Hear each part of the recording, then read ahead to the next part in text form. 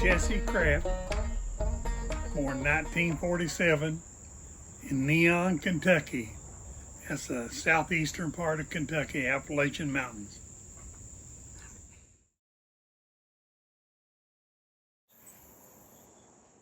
There was usually 10 or 12 kids in the family.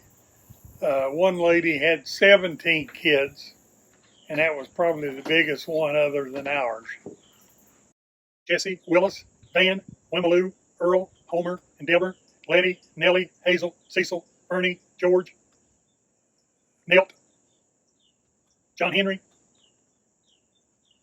Okay, that's it. Four. Yeah, I know. Columbus, was he, brother? Columbus, Otis, George, I say him?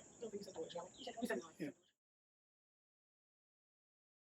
Our house was a 4-room house. We had a fireplace that went from the living room to one of the bedrooms through the wall. Of course, we had a warm morning stove in one room and a cook stove in the kitchen. And we had no way of controlling the heat. If it got hot, we'd open a window up or a door. It didn't cost us nothing extra. Like today, you worry about your electricity. But we never did have running water. We always had a well out back about 20 feet from the house. We had outside bathrooms. And we had a mines on our property that we got our coal to heat out of. So we didn't have no expense that way. 100 yards to go to the bathroom. So you got all your business done before it got dark. So after dark, you didn't want to go outside on account of the copperheads. Our mattress was a regular mattress. We had what they call pillow tickings on top to make it more comfortable. But in the wintertime, we'd warm a blanket up with a fireplace and then put it on a bed and jump in it while it's warm. There's a 1-room schoolhouse, and we had to walk to school. Of course, it wasn't a quarter of a mile maybe, but there was probably 40 kids in the first 4 grades. When I was in grade school, say the 4th and 5th grade, we went to a 2-room schoolhouse, and I thought that was big. But we learned on reading, writing, and arithmetic, and sometimes history.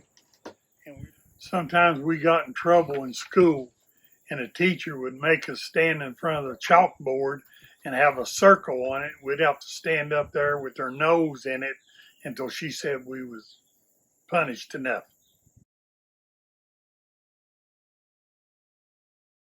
We raised everything we ate. In the fall, we started canning, and we'd can over 1,300 jars of beans and everything. We buried 75 bushel potatoes underneath their house and cabbage, and we'd dig them up when we need them. As growing up, we did not have fast food restaurants of any kind. When I started in high school in 1960, they did have a Dairy Queen up there run by a couple, and that was the first time I'd ate what they call a fast food restaurant. I could take my shotgun on a school bus and leave it on a school bus, and when I got out of school in the evening, I would get off to about a mile from the house and I would squirrel hunt through the woods. My dad always, especially in the wintertime, asked me to go out in the woods and kill some game for, especially around Thanksgiving and Christmas.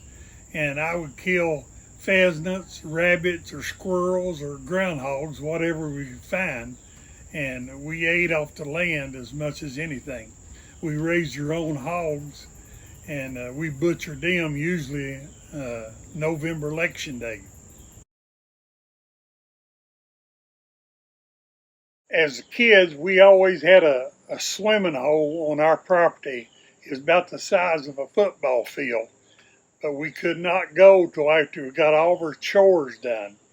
And it was about a half a mile from the house, and we'd go almost every day when it got hot. We'd go through the woods barefooted.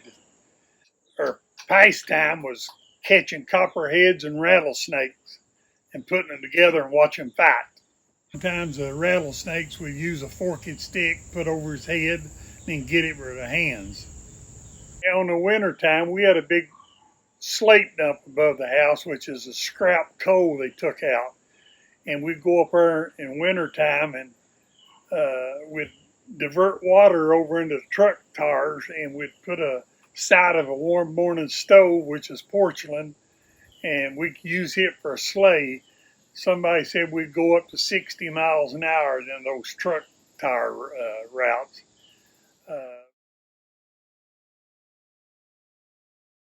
Life was hard, I'd say, but we raised everything we ate, and we all pitched in.